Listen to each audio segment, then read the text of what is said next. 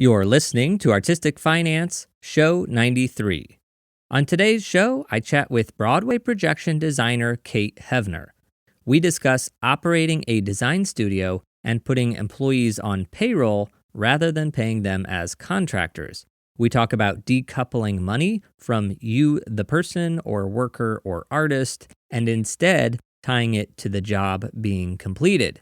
So if you're like me and you find yourself undercutting yourself to help people out, definitely listen to Caite's take on that.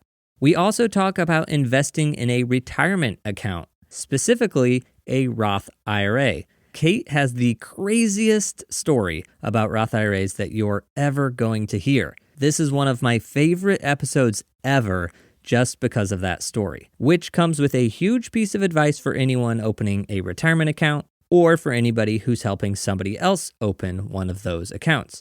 We'll get started in just a minute, but before we do, I have a favor to ask. Now, this show is 100% free, and that's intentional because I feel so strongly about getting artists talking about and improving their finances. However, the show does come with operating costs. Now, those are paid for in part by patrons. If you are a patron, thank you for supporting me and the show. This show would not still be on the air without your support. If you're not a patron, but you find yourself appreciating these interviews and this content, I kindly ask this of you, and that is to pay a fee for listening. And that fee is to tell somebody about the show. You can do this in any way that you see fit. One way is to hit the share button on your phone and text it to a friend or share it on social media. Another way, if you're a projection designer, would be to project the Artistic Finance logo during a tech rehearsal. Or, even better, make it your test screen that goes up for hours while the system is getting loaded in. Whatever creative way or not creative way that you choose to tell somebody about the show, I thank you for doing it. And now, without further ado, let's get to the show.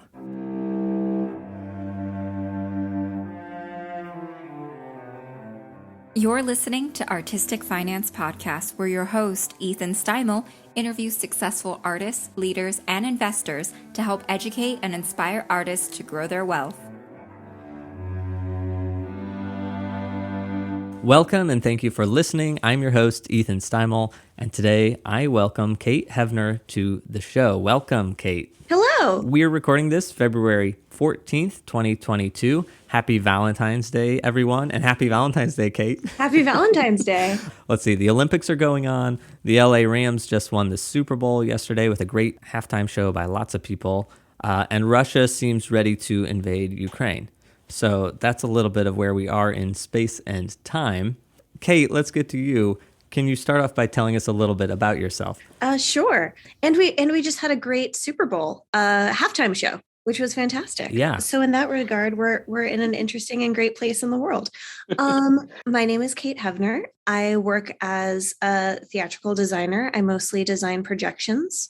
I mostly work in live theater, but as we've recently had a pandemic, we've also explored some other opportunities, creating videos, corporate videos, pre-recorded, all sorts of things that our skill sets can lean into. So exploring those as well. Nice, fantastic. All right, my favorite question here.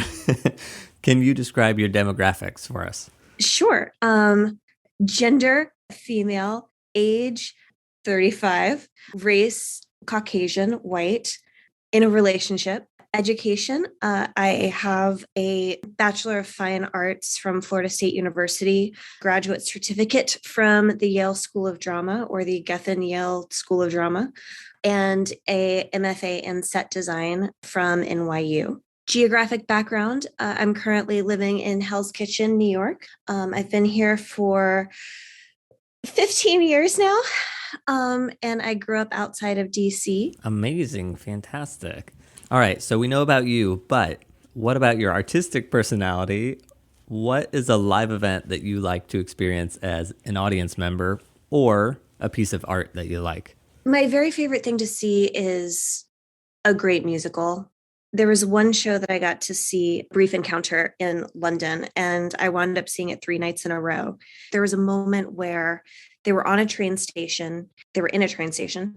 You hear the train and you see the train and the characters start to get anxious. They all start rattling their own teacups. And, one of them's rattling the table because the train's coming in. And someone ran across with a sheet and pulled a sheet across the stage. And as it did, a projected train came across the stage. That image is what drew me to creating projection design, because I loved the integration of the actors shaking the teacup and the actors shaking the table and the sound coming in, that video being so tactile and visceral. That was a play with music. I'm not sure it was a musical, but that's what draws me to the live performance is how all of the design can integrate so closely with the storytelling and with the visceral storytelling. My degree from Yale is actually in props design. And so I was a props master. Ultimately, what drew me to that was both there's such joy in craft. Learning the hands-on skills to create so many different things is wildly exciting.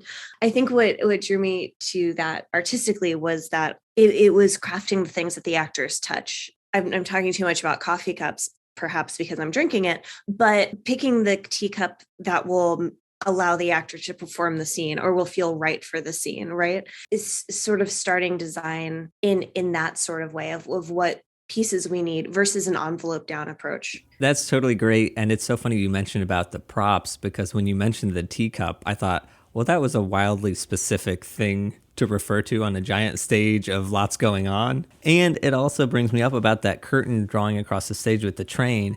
That sounds incredible. And it reminds me of the opening of Music Man, Rock Island, where I've seen that show 10 times. Anytime I'm about to see it, I'm thinking, oh, that long, boring Rock Island to start the show. Like, it's just people sitting there. And then every time I see it, it's so good because you have the music and the people and all the actors on the stage doing the exact same thing, sort of like rattling their own teacups, bouncing in time with the music. Put that all together along with like a projection of a scenery going by in the background. The train isn't actually shaking, but in that 3 long moments, it's all working. I love what you said, and also about the layering of how many people working together it takes to make something like that. I'm excited to see Music Man in the next couple of weeks. I'm not sure what I'm going to get to, but I will. We loved it. I absolutely loved everything about it. So now onto your financial personality, Kate. Are you bad or good with money?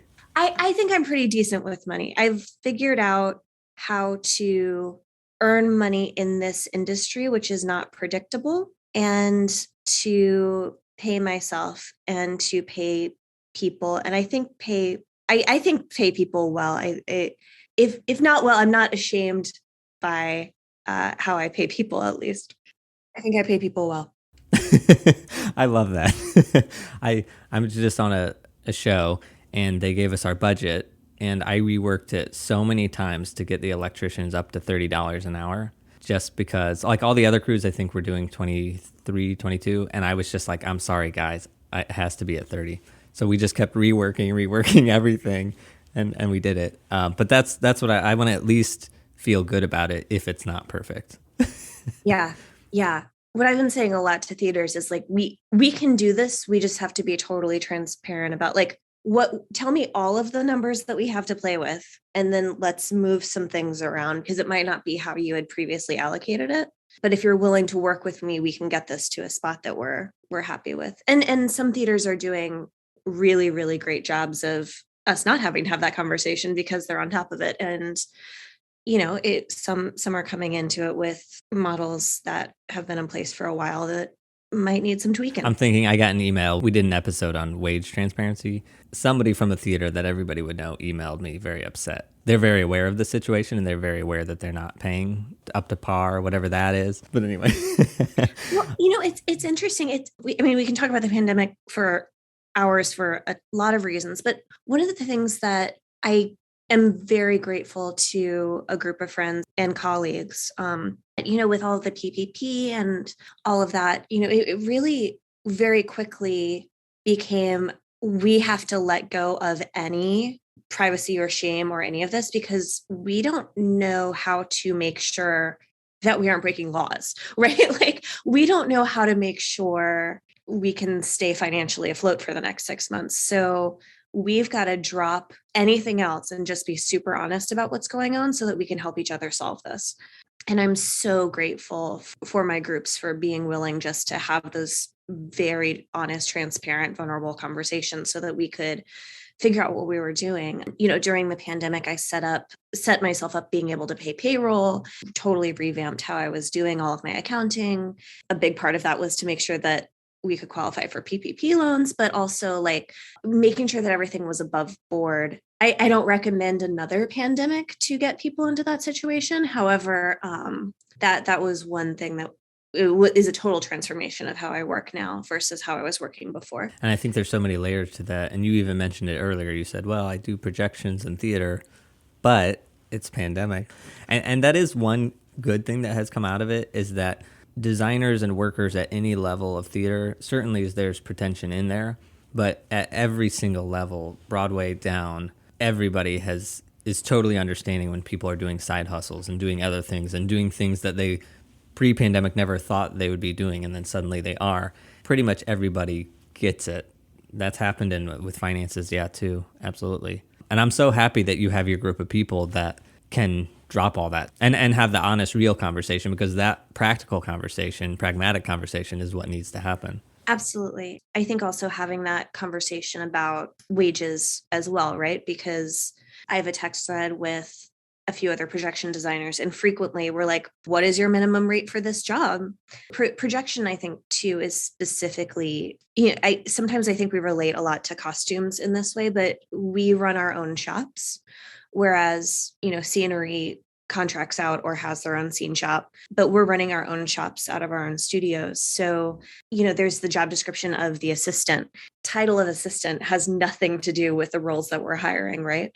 We're hiring animators. It's not a better than worse than, it's just we're hiring a wide range of skilled labor, animators, editors, people who can film, all over the place. And especially since the pandemic, a lot of people with those skill sets realize that they can work in a whole bunch of other fields. And a lot of people have left the field, and a lot of people want to come back to theater, but the wage difference is really, really apparent at the moment. It's good to have people to continue to have this conversation with, to make sure that we're all trying to do the right thing. And I'm super happy when I see, because I joined LinkedIn recently, I've seen a lot of posts on there that make me really happy. And it's like actors and people in the theater that say, hey, a year ago I took this job thinking blah, blah, blah, and now I'm happy to go full time with them, or I'm happy to continue that. And maybe I'll get back to theater, but we're all reading through the lines. They're not going back to theater, but they're super happy, and I'm super happy for them. well, and that's the thing. You mentioned the phrase side hustle, and I'll push back on it a little bit artistically, just because I think, one of the things that I've always loved about working in theater is give it a try, because if you hate it, our contracts have ends. So unlike signing up for a full-time job where you're signing, a 3 or a 5 year contract, you can try a show and then you can say, golly gee, this is not my journey and I will not be taking this one again, versus like a side hustle per se, which sort of lends itself to the idea that it's not what you want to be doing, but it's what you're doing to make it work. Like, what if that actually permits a quality of life? Taking the corporate job for a few weeks a year is what allows you to take the vacation and the job that is your heart, and or to have weekends, because we discovered those are pretty great. Oh man, Kate, you're making me ponder again everything. Kidding. Okay, so let's go back. Growing up, did you have a good financial example to learn from? I don't think I had a clue what was going on, frankly. My family was well off. My father was a professor. We were fine. Yeah, it was never something I thought about growing up, very candidly. It definitely was, once I got to college, it was definitely, you need to figure out how to do this. There was a bit of an eye-opening. I was fortunate enough and made the choice to go to Florida State, where I could go with a full ride, and my living expenses were all paid for by the university or various scholarships. So that was definitely a choice that I made, to go to the school that would do that for me, because I knew that there wasn't other support coming. I knew that was going to free me up for what were probable loans coming for grad school. I already sort of knew that I wanted, at the time I was thinking I was going into acting. I was looking at those grad schools for acting and the possible loans coming from that. So I was pre-planning for that a little bit. And I did wind up getting some loans to get through Yale and NYU. Oh man, Kate, I'm learning so much about you. Not only did I learn you were a prop master, Ooh. now I know you were an actor. More a singer. We can talk about a cappella singing later if you'd like, but Oh my gosh. Okay, everything I know about a cappella singing is from those movies about a cappella singers and The Office. so good. So you mentioned that you took some loans for Yale and NYU. What did your finances look like when you started your career? I was basically at zero. Probably, I think I had like $70,000 of student loans coming out of school, which seems so bonkers to say out loud. I don't know if that's good or bad or where on the spectrum that lands. I don't know that there is a good or bad for that. But yeah, I came out with about $70,000 in student loans. I didn't have a savings account. I mostly had my credit card balance paid off during that first year, but I think I maybe didn't all the time. We're owed money so frequently. And I remember my first couple of years out, like I was very fortunate. I hopped right into some Broadway associate work. So I was making money pretty quickly out of school, which I was really lucky for. I just remember being like, how am I owed $9,000 right now? I don't have $9,000. How am I owed $9,000? Boy, things would be a lot easier, and I wouldn't be looking at my credit card bill or my checking account wondering why it's empty if I wasn't owed $9,000 right now. And like getting used to that, just like that the general operating procedure would be that I would have $5,000 to $10,000 of outstanding invoices that were late was frustrating and something I had to get used to, and something that hasn't necessarily shifted. The 70,000, I'll just comment on that you're right, there is no right number, but we've had people up to 200,000 and then less than that. So, and also it's funny, you said I started at zero, but to me it sounded like you started at negative 70,000. I think for my mental health, I had to compartmentalize it differently. If I was walking around sort of thinking that way, I would have been sad. Yeah, I think that I sort of had to be in somewhat of denial of it, because you could also like defer it for a couple weeks, right? Or there were a couple of months you could defer it. So I was just sort of like, I can't actually process what this means because, and first jobs, if you're having a conversation about a design fee being $175, literally, right? Like, or $104 Metro card, then I don't know how you process that other number, actually. Yeah. Well, let's not meditate on that. So today, do you worry or think about money on a daily basis? I do, definitely. Mostly good ways. I mentioned it earlier, but now I have W-2 employees and I have people on payroll and I have to pay them. I'm not willing to not pay them. I have to make sure that my studio is taking in enough money to ensure not only, this is probably my next step in financial, how I can think about finances, right? But like, I can think like my checking account can be a little low for like 3 extra days because I know the invoice is coming on Monday, but there's no way I'm not going to run payroll for my employees, right? Making sure that I'm crafting everything around that my studio can pay its bills in that way is helpful. And having the company has allowed me to think about finances in a way that are less personal. So when we're talking about that design job for $175, right? Like if somebody was offering me $175 to do something, but they're like, but it'll be fun. We'll do this. And I'm like, oh, but I personally maybe want to do this for some reason. But when I look at it in the structure of my company, I'm like, we can't, there's no way that we can put those hours in. It sort of like depersonalizes it in a way that perhaps like I personally should be able to do for myself, but I will use this as a crutch to be able to make sure that I'm making, sort of sound financial decisions in that way. Kate, that is amazing. And now I'm thinking about that because I, for years, have joked that my wife is good with numbers and money and talking with people and contracts and all that. And I always say, like, I should let all my jobs go through her. And so if it comes to her desk and she says $175, absolutely not, denied, then I don't take it. We're laughing about it right now, but I honestly think that would help me. I always think, oh, I'm being hired. I never think about Ethan Steimel lighting design taking the gig and being able to support the overhead. because I just figure out my own personal finances, which in a way are the same thing. Oh my gosh, Kate, this is so... No, maybe I need to really do this seriously, because that would force me to get into that mindset that, oh, I'm so glad I'm talking to you. I recommend it so much. Because that's the other thing that we come across on this show is that money is so emotional.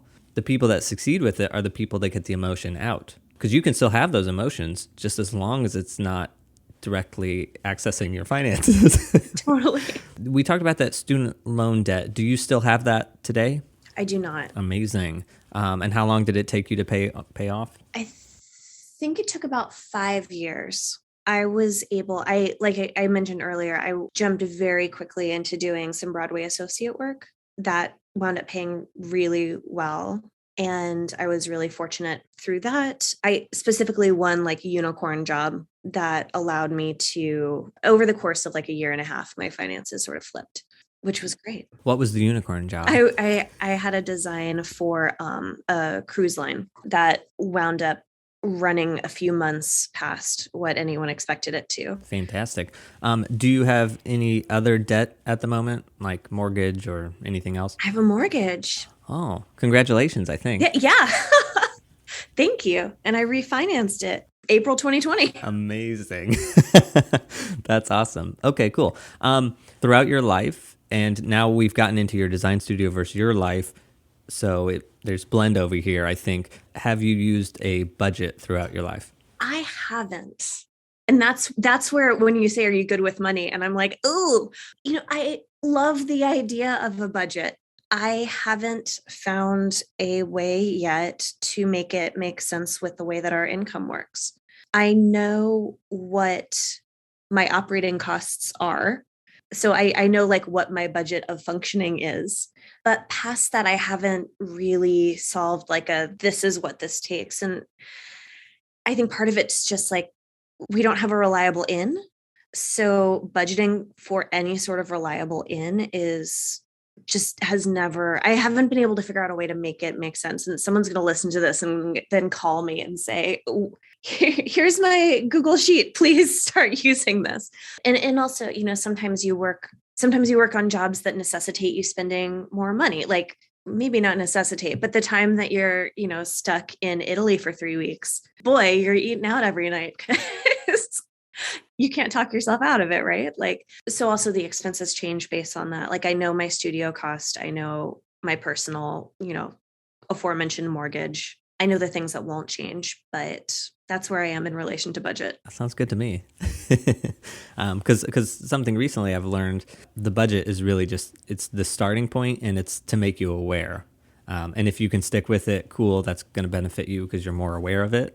In a way, it's like a one-time thing of like, let's figure it out, which it seems like you already have that sort of in your head. Yeah, I use a software called Wave, which is essentially a simplified QuickBooks. So at any given point, I know exactly what's going on.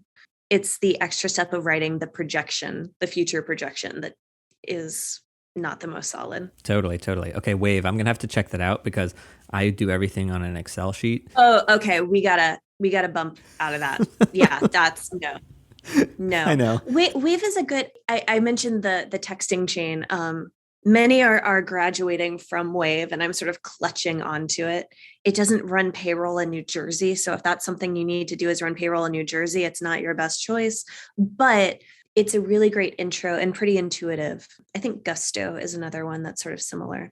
Simplified and intuitive, whereas QuickBooks is a little bit of a learning curve. Got it. Okay. And also you're making me think, because I don't have to hire assistants that often, but now I'm thinking, should I go the W-2 route? So that's also now in my brain too. Well, legally, that's what's tricky is legally the answer is yes.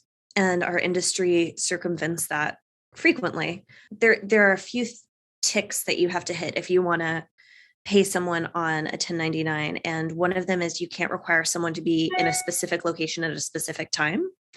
And one of them is they cannot be doing the business of your business, essentially. If I were to hire a plumber, I could pay them in a 1099 capacity because my design company has no expertise or does not sell plumbing. But hiring assistants is right up our alley of the thing that we're literally producing, right? So technically we should be doing it. We should never be using 1099s. And I have colleagues who no one has intentionally tried to damage anyone, right? But like, somebody accidentally claimed them on unemployment and then they've gotten pinged and it comes back where the ruling is you should have been using a W-2 and now congratulations, you owe the back taxes for it. It is the right answer. Yeah, totally. I'm totally on board with that. So Ethan, self-reflection, look into that. Another thing is that Ken Billington, he has a studio. And one of the takeaways from his conversation I noticed was that he pays everybody on a 1099, which I was surprised at because I just assumed they'd all be W-2. He said, yeah, I pay them all 1099. And then every once in a while, the IRS catches up to me and I have to go back and sort of like pay the taxes when people should have been W-2, which I thought was like a hilarious way to do it, but it works for him. Listen, I can only speak to my own personal strategy. Oh my goodness. Okay. What is a really good financial thing that you've done that maybe you could share with other people so that maybe they could do it? This is embarrassing to admit, but I'm sure this has come up. Has anyone said invest in your Roth IRA? Are you serious? Wait for it. Please, wait, elaborate. So that's something that I had heard out of school. I had heard for years, everyone was like, invest in your, like, put money in your Roth, put money in your IRA, like do this. And I was like, I'm doing it. I a little don't understand why I'm doing this, but I'm doing it. No one had told me the second half of that sentence, which is once it's in your IRA, it is an investment account that you can invest. So for years, I just had money sitting in an IRA, like a savings account. And I was like, literally, why am I I don't understand. I could at least be having it in a savings account and get a few pennies every couple of months. Like, so that is, I offer up that second half of the sentence, which is once you have your IRA, it's an investment account and you can invest it. And golly gee, I wish anyone had said that. Oh my gosh, Kate, I am dying here. I am dying. There is so much into that. Okay, first off, on this show, every single episode, we say, do you have a Roth IRA? If not, open one up right now, automate those payments. And then we also have another saying, if you're not investing, you're dying. Well, there you go. But you have to combine them. Oh my gosh. Okay, so now I have to make sure that when we're saying open a Roth IRA and invest that money, that is such a really good point because I think somebody else did that same thing where they weren't investing it. Okay. I didn't know you could. I had no idea. It was years. I think it was 5 years. Kate, and I regret all of the money that I lost. I'm not actually that upset because another thing that we talk about on this show is the important thing about saving for retirement is that you're setting money aside. So yes, that is a bummer that you went 5 years not, growing that money, but you at least were putting it aside, which is way better than not putting anything aside. I'm only half sad for you. Like that's a bummer, but you totally caught up eventually. It's a half lesson. Okay, so what is a bad financial thing you've done that maybe you could share with us so others can not do it? Every once in a while, I just beat myself up over a financial choice. And I'm working on not doing that. And things like I invested in a hard drive for my studio and like a really, really good network hard drive for my studio, like, $2,500 or something.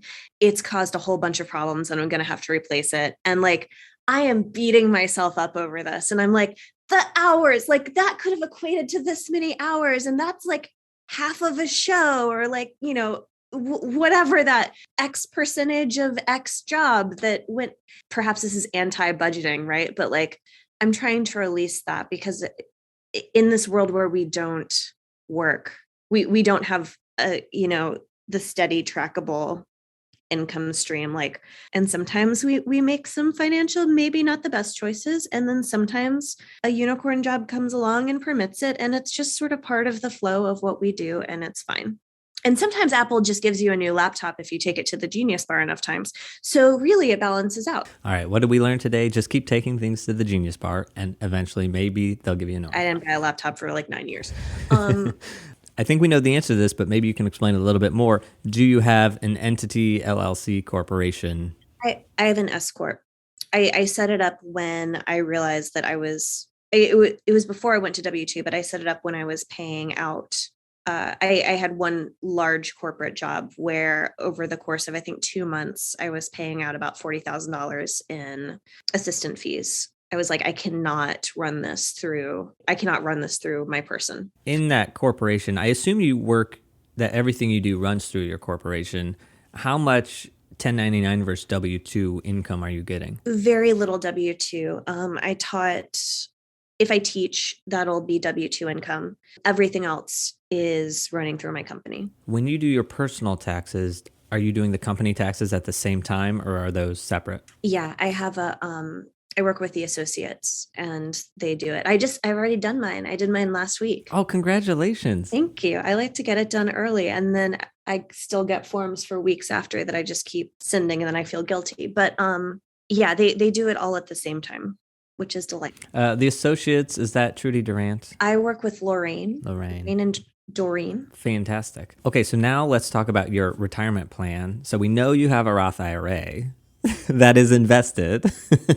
First of all, do you have a retirement plan? And then what are all the parts that make it up? I have my IRA and then the union pension. I'm fully vested in USA 829's pension. That's where we are. Okay, all right. I love that. They're very simple, actually. Outside of your retirement, do you have any investments or invest anywhere? I have some in Merrill Lynch. I recently inherited we'd all prefer we didn't inherit, right? So I recently inherited a few brokerage accounts that still exist. And then I have a small Robinhood account, which is fun. And I have a small Coinbase account, which is also fun. Yeah, I think all of those sort of go into the future retirement pile. Specifically the one from my grandfather. I try and just ignore that it exists. Also, for people listening in the future, Coinbase had an awesome Super Bowl commercial. I didn't see it. Oh, it was just a QR code bouncing around the screen like a screensaver for like 15 seconds, which is an eternity in Super Bowl advertising time. That's millions of dollars. I love that. I want to talk about the inheriting thing. Yes, we always don't want to inherit. I've never inherited a retirement account. When you get that, can you keep it as a retirement account, or do you have to pull it out and move it somewhere else? I don't know if I had to. I did. I think like the taxable rates between someone who's retired and in their 90s versus someone who's working are very different. The very strongly handed advice was, this is what you're doing. And I don't know if I legally was required to or not, but it was pretty much, great, this is what you're doing. So I did that. Nice. Okay. At the advice of your accountant? I think I consulted with them, but Merrill Lynch was, because you have to get it into your name, right? So I think the process of doing it was pretty much, and you are putting it in this account. This is how this works. I had a friend who he inherited something and he had to withdraw like certain amounts on a schedule. So I think if you had just transferred it out, you probably didn't have to deal with any of that, which to me seems easier. This I can't really speak to enough, but I think this chunk was small enough that we could just sort of do it instead of like having to do on a schedule. Like it went under the bar or whatever. Amazing. All right, new question I've been asking people. Do you give to charity? I do. I give financially. Also, I like giving time a little bit more. Like I like one of the things that I do every year is work with Broadway Cares Equity Fights AIDS. And we do a myriad of things, but specifically we work on Broadway Bears. One of the most rewarding things that happened during the pandemic was getting to work on the Broadway Bears, the Tune In. It was called Zoom In, and we haven't had coffee yet. So working on Broadway Bears Zoom In, it is always weeks of work, but specifically that was weeks and weeks and weeks of work. Putting that together and getting to be part of the crafting of it, and even more so than with the live event, but being able to craft that and then both create a space for the community to come together in a time where we were not able to in so many ways. And then also to raise as much money as we were through that event was rewarding. And I think like I can give financially, but also I think like the return on those hours is so much greater than I could afford to do. And we have such incredibly specialized skills. We can do that. So I both give financially, but also I'm more proud of the time that I can give. I love it. I love it. What is some financial advice that you can give to somebody that's starting out in their career now, whether it's as a projection designer or prop master or singer actor? And or what is something that you wish you had known when you started out? Invest your IRA. Specifically Roth IRA. Specifically your Roth IRA. I don't know that I have a... I think invest your Roth IRA is beautiful. And I also think that unmarrying your emotions from your paycheck or unmarrying the personal quality, don't connect yourself to the paycheck, connect sort of the work. I think that truly is the thing that's been most helpful is being able to disconnect. It sounds nice when I say it, right? It's not perfect, but using that crutch, even if you don't have a company, legally recognized company, thinking about money that way, it's not personal. It's not being a good friend. It's literally hours per, if you're spending more at dinner at the job than the job is paying, then it's you can't do that, right? Unless it is a legitimate and recognized time donation for charity, in which case I encourage it. Awesome. Is there any sort of book or resource that has helped you financially? I'm really lucky to have an amazing network of friends and colleagues who we bounce things back and forth. Yeah, I agree. I think that's so important. And of course, that's the whole point of this show, because these aren't conversations that people always want to have, that we always should be having. So yeah, I think that's always the go-to is who's around you, and specifically who's around you that's not doing so badly. In theater, we do have a habit, right, of being like, but our jobs are so very different than everyone else's jobs. And I don't know that that's 100% true, especially in this regard, but I still think so much of advice is based on getting a paycheck every 2 weeks, right? Like even when we live in a country where I can't quote exactly the percent, but so many people are working, quote, freelance, I haven't seen the financial advice that really resonates with the way that our jobs work. In 2020, 60 million people were freelancing in the United States. That's a good number. That's at least 25% of the population. That's a huge amount. I didn't realize that 60 million people should be listening to this show. Have we found a market for you? Yeah. No, and I'm sure I'm speaking like, you're now going to get emails of people being like, have you not read the past 10 years of financial books? They're all about this. They just haven't migrated into my sphere of whatever. If there's anybody listening right now and they want to go into a career in the arts, perhaps projection design, they're drawn toward it artistically, but they're also really drawn toward a 40-hour work week and a steady paycheck. Is there any encouragement you can give them about becoming a projection designer, or perhaps words of caution? I would love to say things like, we came into an industry that was challenging and we fixed it, and now it's all better. And now there's no problem. And of course you can work a 40-hour work week. I wish that I could offer that statement. I don't know. I mean, only from just purely show schedules, like in the most radical models that I've seen in theaters still do shows at night, right? So you will still see a preview at night. I don't know a model right now that permits totally crafting as a designer theater where you can have your nights off. I think there are ways to craft it where you can spend a lot of time in studio, and then, it's tricky. Maybe there are studio jobs that can facilitate more of that. I think it'll take some experimentation. Yeah. Nice. You mentioned a lot of the financial advice out there is for people getting a paycheck every 2 weeks. I 100% agree. Again, why we're having this conversation is for freelancers to chat. Something that I've learned, I didn't know about finances. I still don't know about finances. Artists are people too. And the way our finances work, even though we're freelance and it's different, it works the exact same way that it does for everybody else. Yeah, okay, a 401k might be different from somebody with a steady paycheck, but the IRA is the same thing as a 401k. Are we really different? And the answer is no. And finances are the same no matter who you are. And I'll say that I think that is huge. And yes, advice for crafting a budget with a paycheck every 2 weeks is perhaps not applicable. But I think this goes similarly to how I think about like my corporation as I take in jobs, right?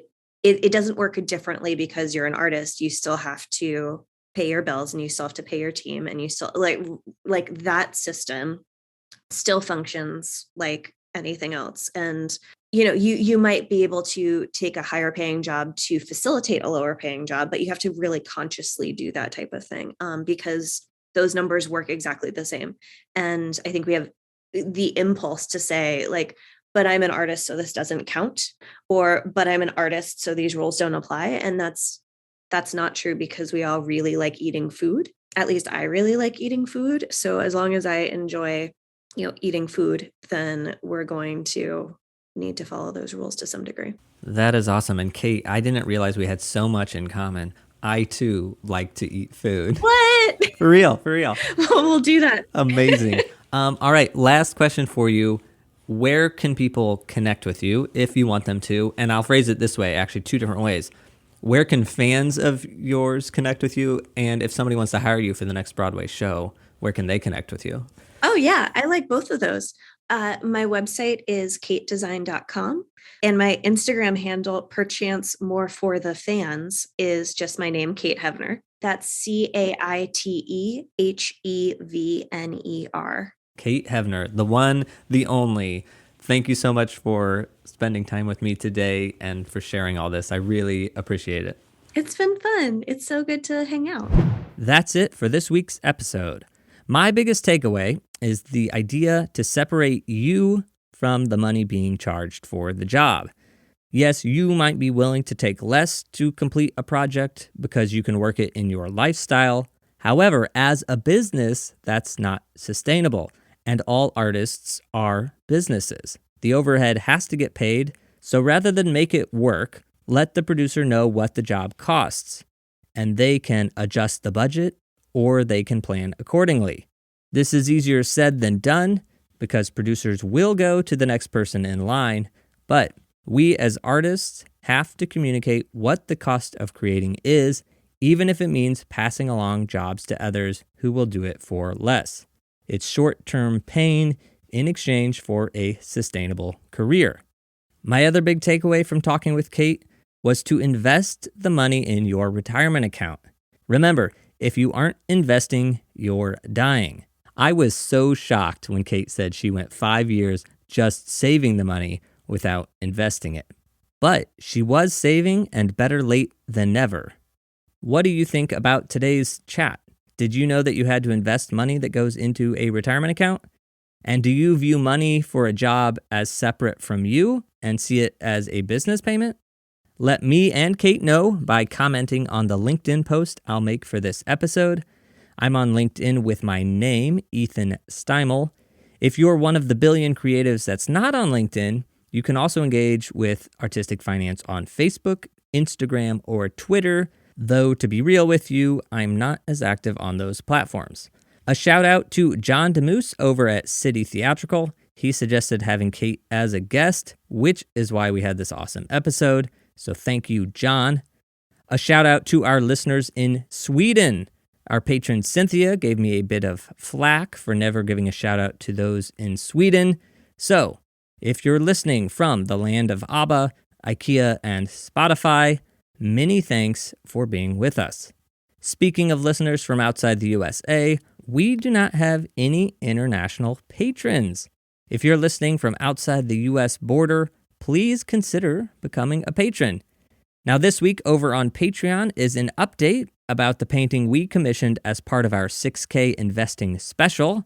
The piece is complete and is now hanging in our apartment. It was created by Brooklyn artist Bret Slater, who insisted on giving it to us as a gift, which defeated the purpose of us using it as an investment. Now, if you aren't a patron, you can still see photos of the painting along with Bret and me. I will put a link to that in the show notes. Patrons can access the full story, which spans the course of a year. It includes progress photos, and you can find out what we actually ended up paying for the painting, paying being in air quotes. To become a patron, you can join for as little as $3 a month. You get a private podcast feed and early releases of the episodes. Now, I will admit that when I go into tech rehearsals, the early releases become not so early. But you will get them, and all patrons get the outtakes from every interview, including those from today's chat, which, I'll be frank, this week's outtakes are only 3 minutes long. But they include me saying a naughty word because I misunderstood something Kate was saying. So to hear my potty mouth and get the update about Bret's painting, join up at patreon.com/artisticfinance. Patreon is the best way to support me, but there is, of course, the option to tell somebody about the show. If you're a projection designer, please do throw up my logo at whatever venue you happen to be at. Specifically, if anyone has connections over at Harry Potter or Wicked, please convince the projection crew to throw up the Artistic Finance logo and send me a photo. Now, spoiler alert here for Harry Potter and for Wicked. So for Harry Potter, let's just say some content shows up on a screen at intermission. Wouldn't it be cool, instead of it saying what it says, maybe it could just be the Artistic Finance logo? Or, over at Wicked, spoiler alert here, instead of flying monkeys, perhaps Artistic Finance logos find their way floating around the theater? Just a couple ideas that, if they happened, would let me figuratively die happy. If you aren't ready to do that because you would 100% guaranteed lose your job, you can also support me by visiting the Artistic Finance gift shop, which has all sorts of gear. Please consider getting a phone cover, a t-shirt, or a sticker. As always, thank you for listening. If you're this far in, you are a super listener. And a special thank you to all our patrons. That's it for today. Until next time, break a leg.